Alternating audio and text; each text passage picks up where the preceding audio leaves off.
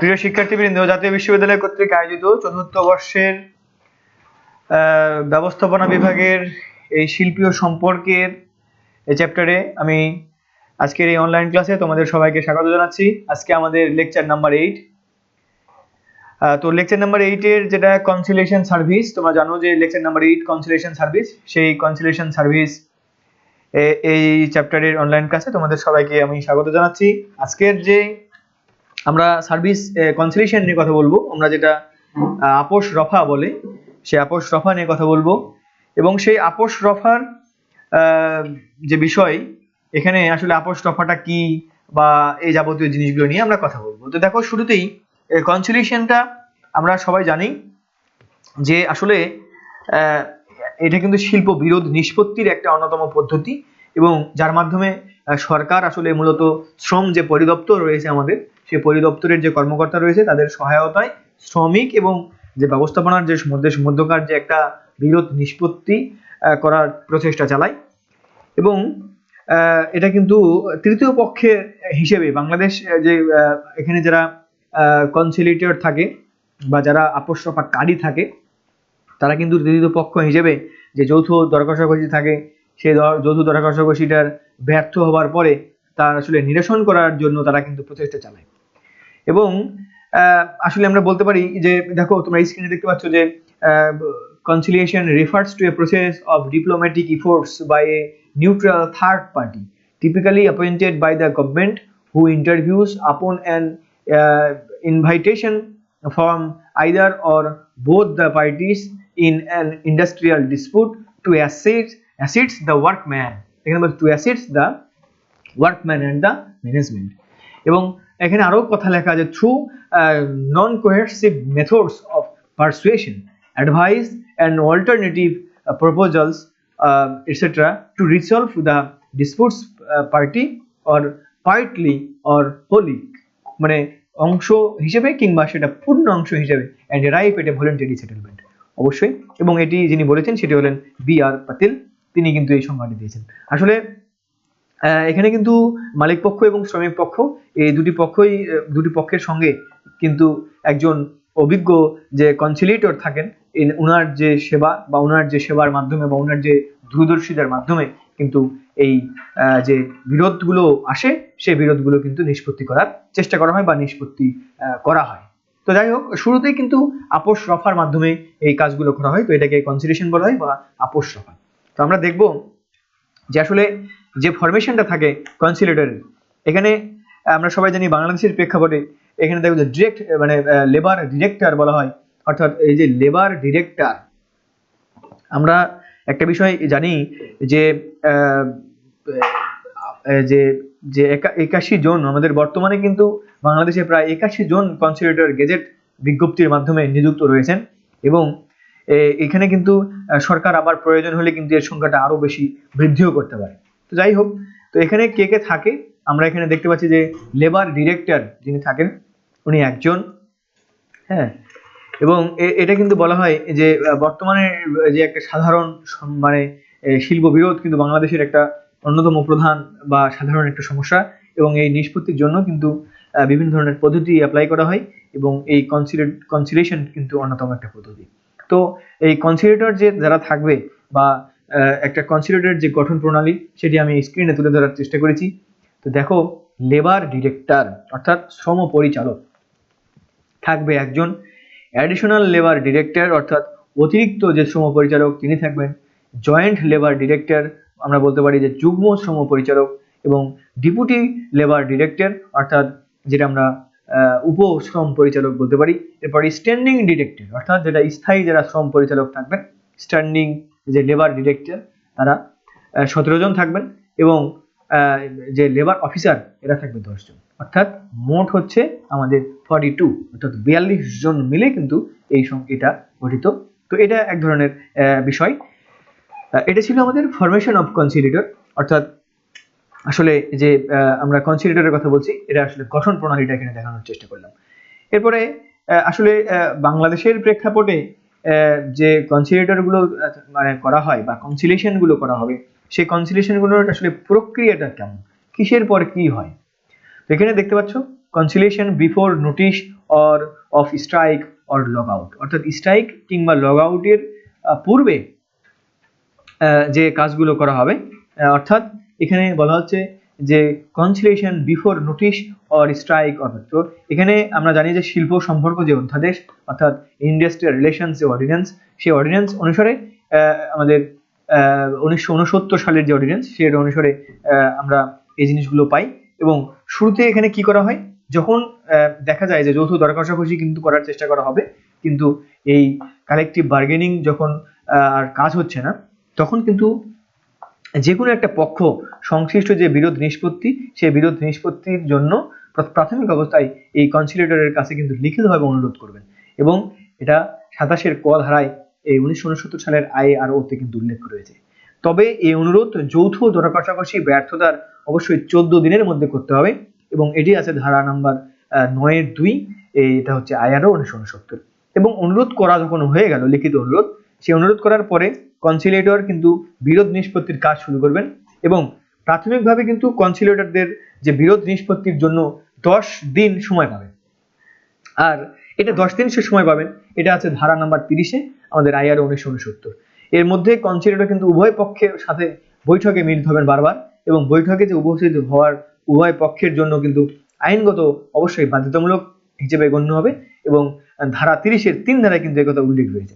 আর ধারা 30-এর 3-এর আরো একটি জিনিস উল্লেখ রয়েছে, সেটি হচ্ছে যে উক্ত সভার যে কনসিলিয়েটরগণ থাকবেন তাদের উভয় পক্ষের মতামতের ভিত্তিতে কিন্তু একটা বিরোধ নিষ্পত্তির জন্য কিছু সুপারিশ পেশ করবেন কনসিলিয়েটররা। এবং উভয় পক্ষ যদি তাতে সম্মত হয়, তবে সেটি কনসিলিয়েশনের সময়কাল আরো 10 দিন বর্ধিত করা যাবে, অর্থাৎ যদি সম্মত হয় তাহলে। এটা ছিল স্ট্রাইক বা লগ আউটের পূর্বে বা এটার নোটিশের পূর্বে। এখন বলা হচ্ছে conciliation during the notice of strike and strike or log out, অর্থাৎ স্ট্রাইক বা লগ আউট চলছে এই টাইমে যদি আমরা কনসিলিয়েশন করি তাহলে কি হবে। তো সেক্ষেত্রে পদ্ধতিটা হচ্ছে এরকম যে IRO-র 1969 সালের IRO-র যে 28 ধারা, ওই 28 ধারাতে কিন্তু লেখা আছে এরকম যে যৌথ দর কষাকষির অর্থাৎ মালিক বা যৌথ দর কষাকষির যে প্রতিনিধি থাকবেন, এই অধ্যাদেশের বিধান অনুসারে অবস্থার প্রেক্ষিতে কিন্তু অন্য পক্ষের উপর ধর্মঘট বা লকডাউন 21 দিনের মধ্যে জারি করতে পারবেন অবশ্যই। এবং উল্লেখ্য যে আরো একটি বিষয় উল্লেখ্য এখানে, সেটি হচ্ছে যে প্রতিষ্ঠানের যে 3/4 4 ভাগের 3 ভাগ অর্থাৎ 75% যে সদস্য গোপন ব্যালটের মাধ্যমে যদি সম্মতি প্রদান করেন, তাহলেই কিন্তু কেবল যৌথ দর কষাকষি প্রতিনিধি অর্থাৎ CBA যিনি থাকবেন বা যারা থাকবেন তারা কিন্তু এই ধর্মঘটের নোটিশ প্রদান করতে পারবেন। এটা কিন্তু আছে আমাদের IR এর যে 1980, সেই 1980 ধারা 8-এ। এবং গোপন ব্যালটের মাধ্যমে সেটা কিন্তু ভোট গ্রহণ হবে, CBA কর্তৃক গঠিত একটা কমিটি পরিচালনা করবেন। এবং তবে যে কনসিলিয়েটরগুলো থাকবেন তারা কিন্তু নিজে এই গোপন ব্যালটের সহিত সংশ্লিষ্ট বিষয়াদি কিন্তু পরীক্ষা করে দেখবেন। এটা হচ্ছে আমাদের ধারা 29। আসলে যখনই আসলে ধর্মঘট বা লকডাউনের বা লক আউটের নোটিশ প্রদান করা হোক না কেন, তখন কিন্তু তার একটি কপি অবশ্যই কিন্তু কনসিলিয়েটরদেরকে দিতে হবে। এবং কনসিলিয়েটর কিন্তু এই নোটিশ প্রাপ্তির পর পুনরায় যেই বিরোধটি হয়েছিল সেই বিরোধটি নিষ্পত্তির জন্য কিন্তু প্রচেষ্টা চালিয়ে যাবেন। যদি নোটিশটি আইন মোতাবেক না হয়, মনে রাখতে হবে, তবে এই কনসিলিয়েটররা কিন্তু তার ক্ষমতা বলে এই কনসিলিয়েশন না করার কিন্তু সিদ্ধান্ত নিতে পারেন যে কনসিলিয়েশন আমরা করব না। এবং তবে কিন্তু এই নোটিশ যদি আইন মোতাবেক হয়, তাহলে কনসিলিয়েটররা কিন্তু পুনরায় আবার কনসিলিয়েশন চালিয়ে যেতে পারবে। তো যাই হোক, এ ছিল আমাদের বিষয়। আর সব শেষের যে আছে দেখো এক্সটেন্ডেড কনসিলিয়েশন, এই এক্সটেন্ডেড কনসিলিয়েশনে বলা হচ্ছে এরকম যে যদি ধর্মঘট বা লকডাউনের নোটিশের সময়কালের মধ্যে আমাদের বিরোধটি নিষ্পত্তি না হয়, তবে উভয় পক্ষের সম্মতিক্রমে এই কনসিলিয়েশনের কার্যক্রমের জন্য কিন্তু পুনরায় সময় বাড়ানো যেতে পারে। এবং এটি কিন্তু আছে আমাদের 1969 সালের IRO ধারা 35-এর 5। এই জিনিসগুলো ছিল আমাদের আজকের এখানকার কনসিলিয়েশন প্রসেস ইন বাংলাদেশের আলোচনার বিষয়বস্তু। এর পরের যে বিষয়টি সেটি হচ্ছে যে reasons for failure of conciliation, অর্থাৎ আসলে এখানে আরো অনেক বিষয়বস্তু রয়েছে আলোচনার, যেমন এখানে বলছে রিজনস, কারণগুলো কি কি হতে পারে। অর্থাৎ আমাদের যে কনসিলিয়েশন আমরা করি বা যেটা আপোষ রফার ব্যবস্থা করা হয়, সেই আপোষ রফার আসলে এটা ব্যর্থতার পিছনে কারণগুলো কি কি। আমরা এখানে যদি একটু ব্যর্থতার কারণগুলো দেখি তাহলে বলবো, দেখো not for following recommended formula by employers properly or completely. That mean এখানে যে নিয়োগকর্তা বা ব্যবস্থাপকগণ থাকবেন, এদের দ্বারা যে কনসিলিয়েটরদের যে প্রদত্ত যে ফর্মুলা বা যেটা সুপারিশগুলো আসবে, সেই সুপারিশগুলো কিন্তু পুরোপুরি অনুসরণ করা হয় না। আর পুরোপুরি অনুসরণ করা হয় না বলেই কিন্তু এই কনসিলিয়েশন কিন্তু খুব একটা সফলতার মুখ দেখে না। এবারে আরেকটা বিষয়, ignoring labour department in reducing dispute, অর্থাৎ যে বিরোধ যখন হচ্ছে, এই বিরোধ নিরসনের সময় যে লেবার ডিপার্টমেন্ট, অর্থাৎ যেটা আমরা বলতে পারি যে শ্রম যে বিভাগ, এই শ্রম বিভাগকে কিন্তু ইগনোর করা হচ্ছে।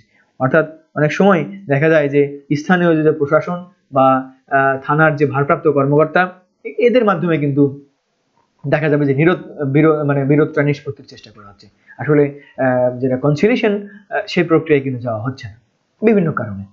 এটা একটা বিষয় হতে পারে। আরেকটা বিষয় আমরা এখানে দেখবো যে কারাপশন অ্যান্ড নেপোটিজম। এটা তো অবশ্যই যে সিবিএ থাকবে, হ্যাঁ, যে ব্যবস্থাপকের মানে কনসিলিয়েশন চলাকালীন সময় যে ব্যবস্থাপকরা যে সিবিএ বা যেটা ট্রেড ইউনিয়নের যে কর্মকর্তা থাকবেন, এদের কিন্তু ঘুষ প্রদান করা হয়।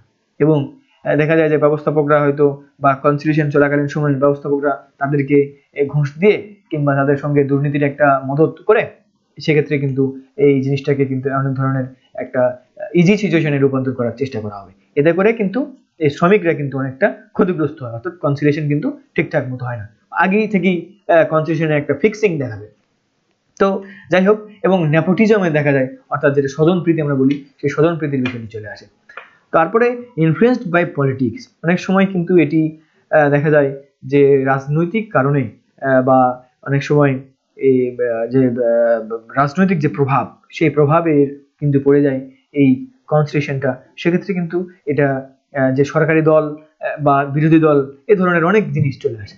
এবং নিরপেক্ষ যে ভূমিকা পালন করা উচিত, সেই নিরপেক্ষ ভূমিকা কিন্তু পালন করা তখন হয় না।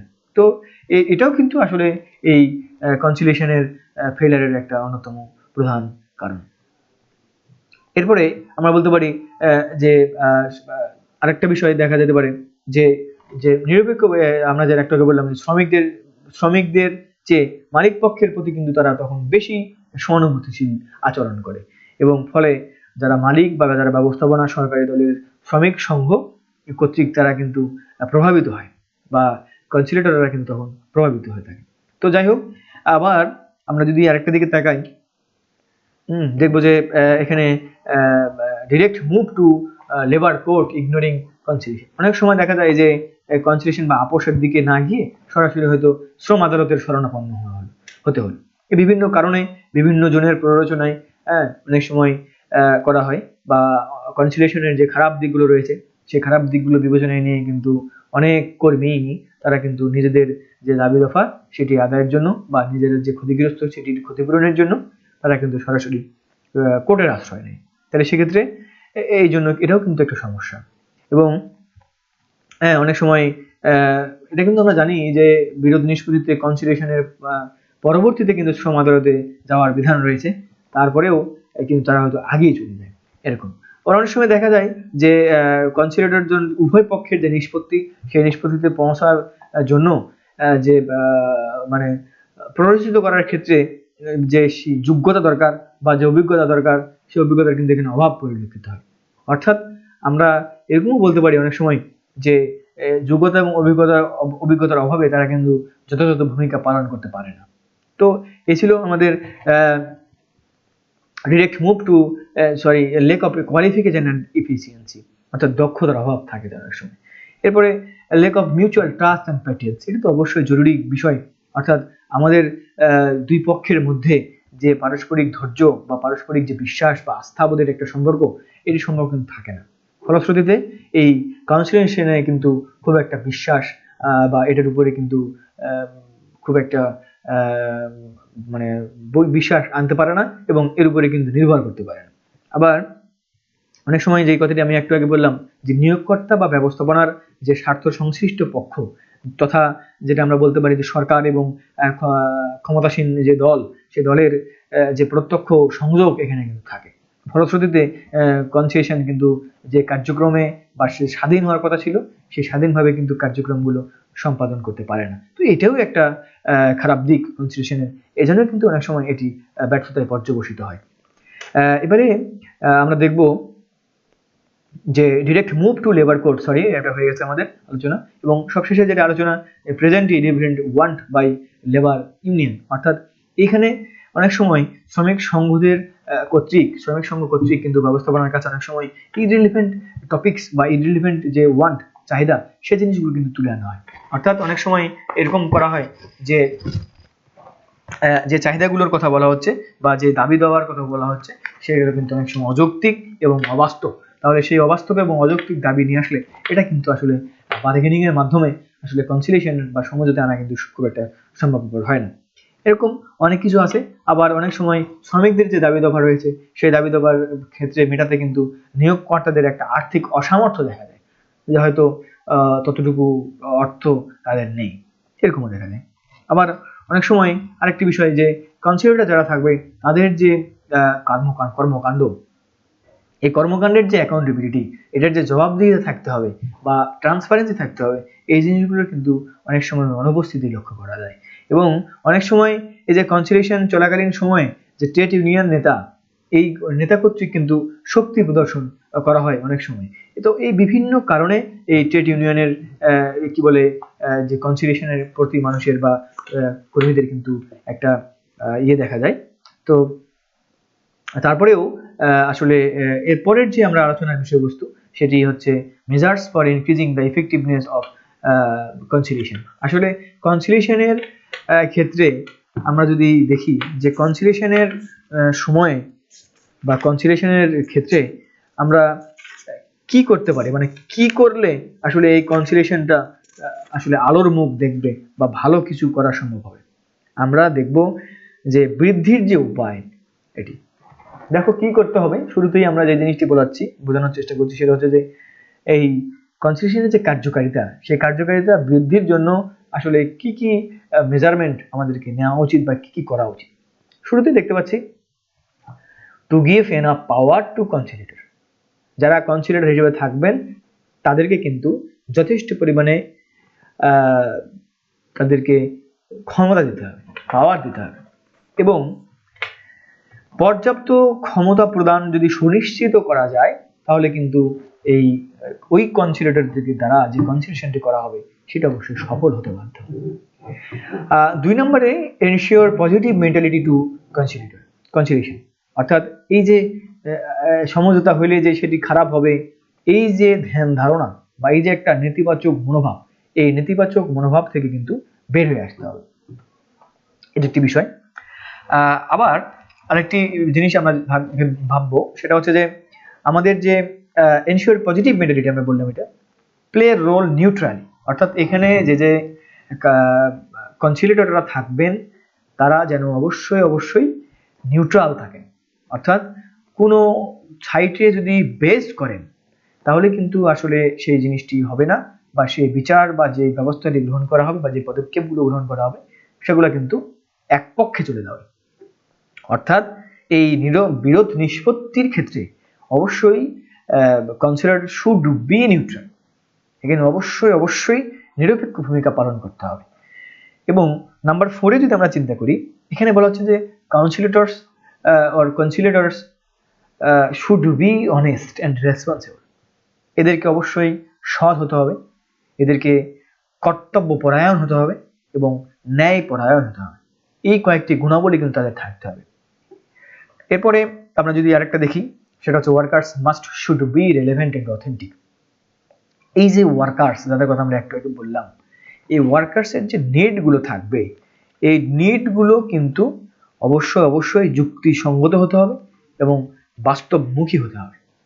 আমরা যদি এর সঙ্গে আরেকটা যোগ করি তাহলে বলবো যে যৌথ দর কষাকষি ব্যর্থ হওয়ার পরে যে বিরোধ নিষ্পত্তি, সেই বিরোধ নিষ্পত্তিতে বর্তমানে যে কনসিলিয়েশনের ব্যবস্থা রয়েছে তা যথাযথভাবে অনুসরণ করতে হবে।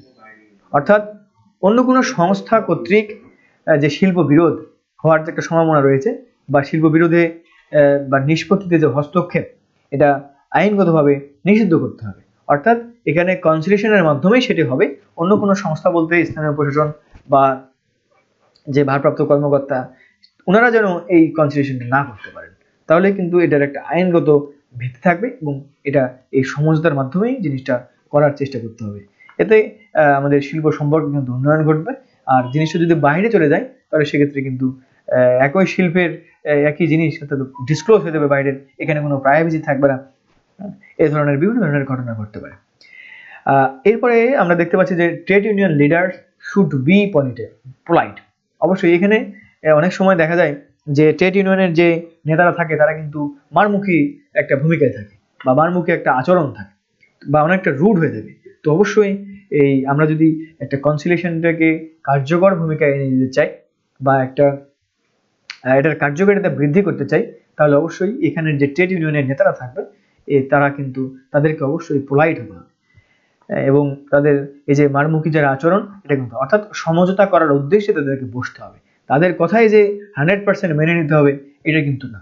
আসলে দুই পক্ষকে অবশ্যই এখানে সিদ্ধান্তে আসতে হবে এবং দুই পক্ষকে অবশ্যই ছাড় দেওয়ার মানসিকতা নিয়েই কিন্তু টেবিলে বসতে হবে, তো আলোচনা টেবিলে বসতে হবে। তো এবারে আরেকটি বিষয় এখানে যে enhance faith and respect to others, অর্থাৎ এখানকার যে ফেইথ অ্যান্ড রেসপেক্ট বলা হচ্ছে যে আস্থা এবং বিশ্বাস, এই আস্থা এবং বিশ্বাস কিন্তু বৃদ্ধি করতে হবে। Enhance faith and respect to others, আর মানে পরস্পরের প্রতি যে একটা আস্থা বিশ্বাস সেটি কিন্তু আমাদের বৃদ্ধি করতে হবে, তাহলে কিন্তু সেক্ষেত্রে এই কনসিলিয়েশনটা ফ্রুটফুল হবে।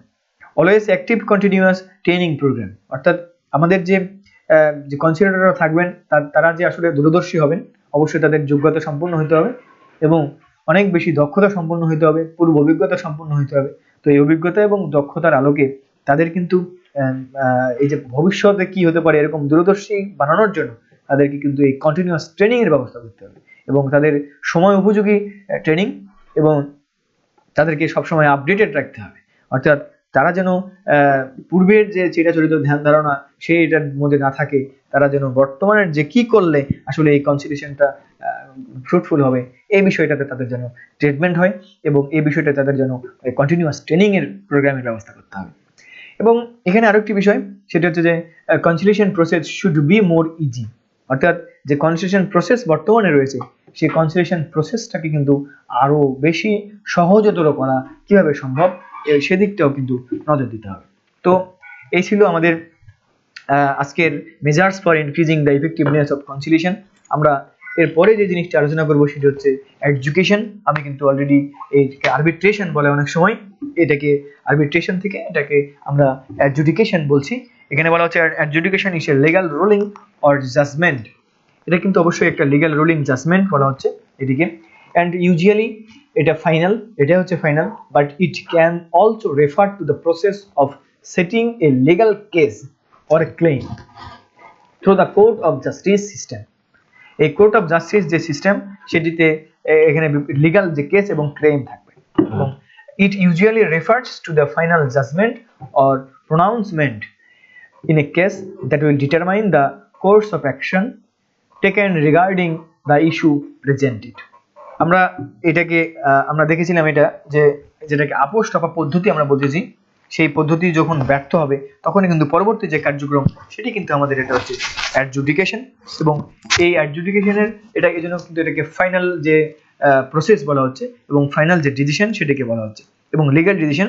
আমরা এখানে এটাতে আলোচনা করার চেষ্টা করব যে আসলে এই অ্যাডজুডিকেশনের ক্ষেত্রে বা শিল্পবিরোধ নিষ্পত্তির ক্ষেত্রে যে অ্যাডজুডিকেশনের যে মাধ্যম, এই মাধ্যমে আসলে কিভাবে আসলে এই যে ইন্ডাস্ট্রিয়াল যে ডিসপিউট সেটি আসলে সলভ করার চেষ্টা করা হয়। আমরা এখানে দেখব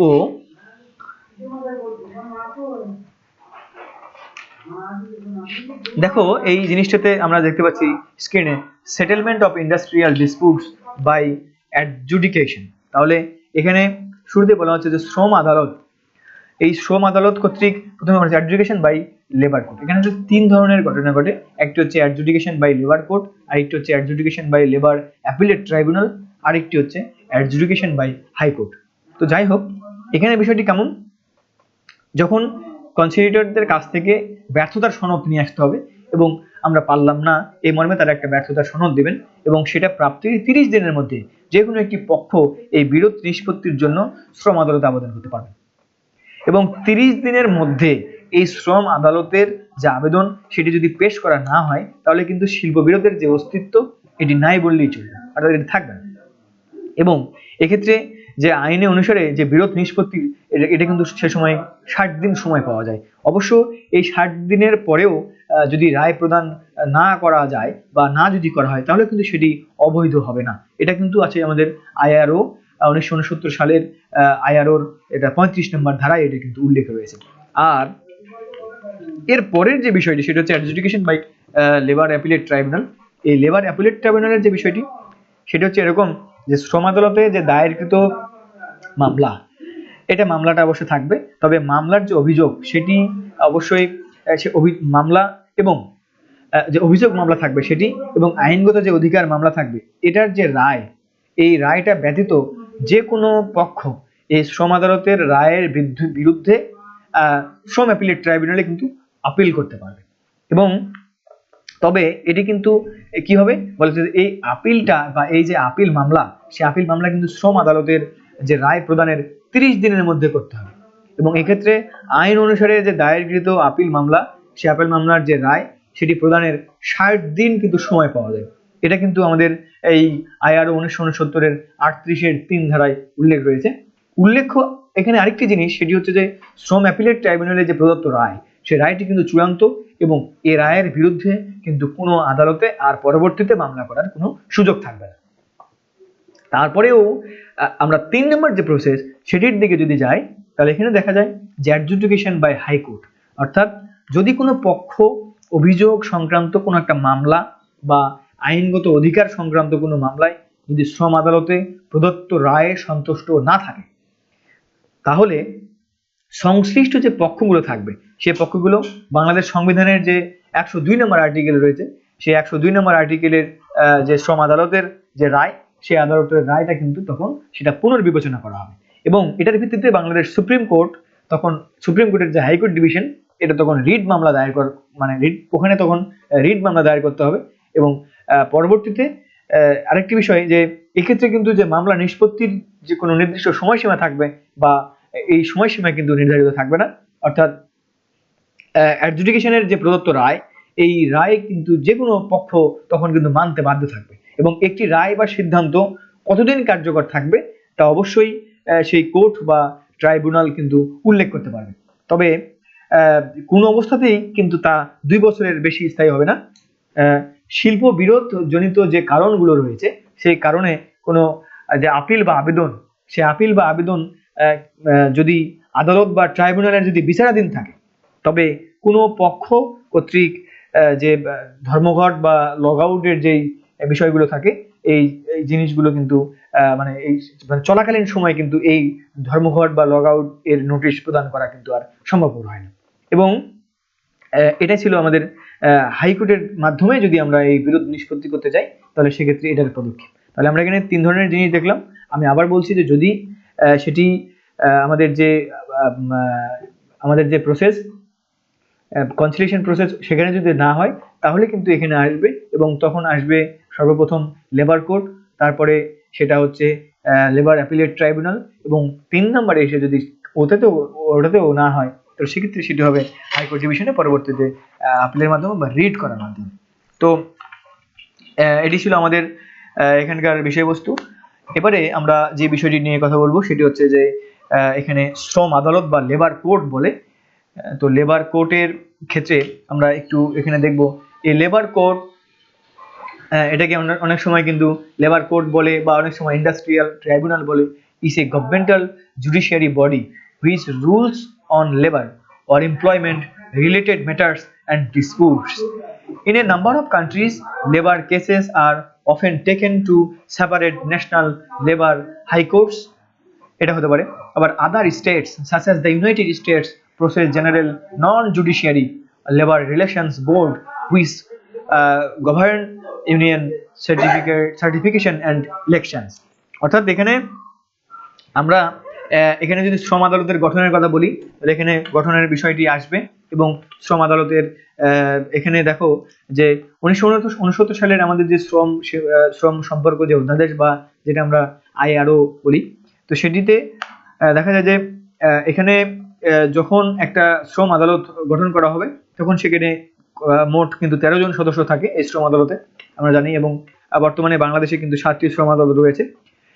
এখানে শ্রম আদালতের যে 13 জন তার মধ্যে যিনি চেয়ারম্যান থাকবেন তিনি একজন, রেজিস্ট্রার লিপিকার থাকবেন একজন, এবং বেঞ্চ ক্লার্ক থাকবেন একজন, অ্যাকাউন্টেন্ট কাম ক্যাশিয়ার তিনি একজন, এরপরে যে নিম্নমান সহকারী বা যে মুদ্রাক্ষরিক বলি আমরা সেটা একজন, এবং প্রসেস সার্ভার তিনি থাকবেন একজন, এবং এমএলএসএস যিনি থাকবেন এটা থাকবে 3 জন, দারোয়ান একজন, নৈশরক্ষী একজন এবং সুইপার একজন।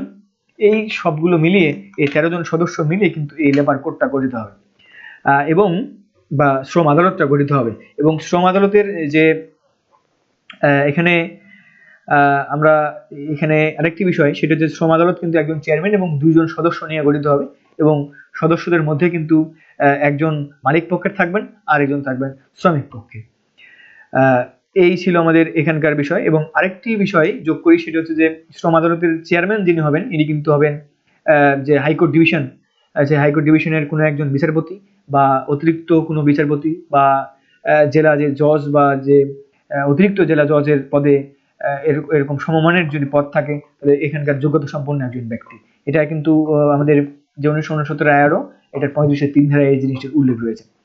এবং এখানে বলা হচ্ছে যে আইনসম্মত উপায়ে কিন্তু সেক্ষেত্রে নিয়োগকর্তা এবং শ্রমিকদের সাথে আলোচনা ক্রমে শ্রম আদালতের যে সদস্যগণ এই সদস্যগণদের কিন্তু পরবর্তীতে আবার তিনি নিয়োগ দিবেন। এই ছিল আমাদের লেবার কোডের মোটামুটি ভাবে লেবার কোডের বিষয়বস্তু এবং লেবার কোডের গঠন। এখানে আরো একটি বিষয় আজকের আমাদের আলোচনার শেষ বিষয়বস্তু সেটি হচ্ছে ফাংশনস অফ লেবার কোড আমরা দেখতে পাচ্ছি। তো অনেক সময় আমরা জানি যে যে এই ফাংশনস অর্থাৎ কি কি কাজ করে থাকে। তো এখানে শিল্প সম্পর্ক যে অধ্যাদেশ 1969 এটার 35 এবং 36 নাম্বার যে ধারা, এই ধারায় শ্রম আদালতের কার্যাবলী সম্পর্কে কিন্তু আলোচনা করা হয়েছে এবং শ্রম আদালত যে মামলা নিষ্পত্তির জন্য আসলে 60 দিন সময় পায়, এবং তবে রায় প্রদানে যদি দেরি হলেও আসলে রায়ের যে বৈধতা সেটা কিন্তু অক্ষুণ্ণ থাকে। এবং শ্রম আদালতের যে প্রধান যে কাজগুলো, সেই প্রধান যে কাজ সেটির মধ্যে একটি হচ্ছে যে শিল্প বিরোধ নিষ্পত্তি এবং বিচার করা, এরপরে যে মীমাংসা চুক্তি যে সেটা বাস্তবায়ন করা, আমরা যেটা বলছি ইমপ্লিমেন্ট কনসিলিয়েশন কন্ট্রাক্ট, সেটা বাস্তবায়ন করা, এবং যারা ভঙ্গ করবে তারা সে ভঙ্গকরণের বিষয়ে নিষ্পত্তি করা। এবং এখানে আরেকটি বিষয় যে justice various crimes according to IRO, অর্থাৎ এখানে যে 1969 সালের যে আইআরও রয়েছে সেটা অনুসারে যে বিভিন্ন অপরাধগুলো রয়েছে সেই অপরাধগুলোর কিন্তু বিচার করা। এবং এই 1969 আইআরওর বা অন্য কোনো আইনের যে অধীন ন্যস্ত কিংবা প্রাপ্ত যে কোনো ক্ষমতা প্রয়োগ করা এবং সেগুলোর দায়িত্ব পালন করা, এটা হচ্ছে 35-5 ধারায় উল্লেখ রয়েছে। এবং আরেকটি বিষয় যে এখানে এনফোর্স পাওয়ার অ্যান্ড ওবে রেসপন্সিবিলিটির কথা বলা হচ্ছে, অর্থাৎ এখানে ক্ষমতা প্রয়োগ করতে হবে এবং সেই তাদের উপরে যে দায়িত্ব অর্পণ করা হবে সেই দায়িত্বগুলো যেন যথাযথভাবে পালন করা হয় সেদিকটাতেও কিন্তু দৃষ্টি দেয় এই লেবার কোড। আর সবশেষের যেটি আমরা বলবো যে এটিও কিন্তু অবশ্যই গুরুত্বপূর্ণ একটি কাজ। এবং এখানে আমাদের যে 35 ধারার 6 অর্থাৎ আইআরও 1969-এ যে সরকারি গেজেটের যে নোটিশ দিয়ে যখন শ্রম আদালতটা গঠন করা হবে এবং গঠন করে শ্রমিকদের যে ক্ষতিপূরণ আইন, আমরা জানি যে শ্রমিকদের ক্ষতিপূরণ আইন 1923 এবং মজুরি যে প্রতিরোধ আইন 1936, এই দুটি আইনের অধীনে যে কোনো ক্ষমতা প্রয়োগের যে অধিকার সেটি কিন্তু শ্রম আদালতের উপরে ন্যস্ত থাকবে এবং সেটি কিন্তু শ্রম আদালত সেটি প্রয়োগ করতে পারে। তো যাই হোক, এই ছিল আমাদের আজকের আলোচনা। আমরা তোমাদেরকে দেখানোর চেষ্টা করেছি যে আসলে এই যে কনসিলিয়েশন, আসলে শুরুতে আমরা আলোচনা করেছিলাম আজকে যে কনসিলিয়েশনটা কি জিনিস, এবং কনসিলিয়েশনের পরে আমরা দেখেছি যে আসলে কনসিলিয়েশনটা গঠন করা হয় কয়জন সদস্যের মাধ্যমে এবং কনসিলিয়েশনের প্রক্রিয়াটা আসলে কি, কোন কোন প্রক্রিয়ার সাহায্যে কনসিলিয়েশন যাওয়া যায়, বা আপোষরফার দিকে যাওয়া যায়। এটা আমরা দেখেছি একবারে সর্বশেষ সংশোধনী 1969 শিল্প সম্পর্ক অধ্যাদেশ অনুসারে কিন্তু আমরা এই সিদ্ধান্তগুলো আজকে দেখানোর চেষ্টা করেছি আমি। এবং সব শেষে এসে আমরা চলে আসলাম যে আমরা এর ভিতরে আলোচনা করেছিলাম যে আসলে কনসিলিয়েশনের আসলে বর্তমানের যে ব্যর্থ অবস্থা, এটার পিছনে কারণটা কি, এবং এই কনসিলিয়েশনের যে কার্যকারিতা বৃদ্ধির জন্য আমরা আর কি কি সুপারিশ করতে পারি সেই জিনিসগুলো। আর সব শেষে আমরা দেখলাম যে কনসিলিয়েশন যদি ব্যর্থ হয়ে যায় তাহলে সেক্ষেত্রে আবার আমরা অ্যাডজুডিকেশনের ক্ষেত্রে কিভাবে কি করতে পারি, এবং অ্যাডজুডিকেশনের যে 3টা প্রসেস, সেই 3টি প্রসেস আমি দেখানোর চেষ্টা করেছি। আর সব শেষে আমরা লেবার কোড নিয়ে কিছু কথা বললাম এবং লেবার কোডের ফাংশনস নিয়ে কথা বললাম। তো যাই হোক, আজকের এই যে ক্লাস, এই ক্লাসে থেকে যারা তোমরা আজকে উপভোগ করে তাদের তোমাদের সবাইকে ধন্যবাদ জানিয়ে আজকের এই অনলাইন ক্লাস থেকে আমি বিদায় নিচ্ছি। তোমরা সবাই ভালো থাকবে।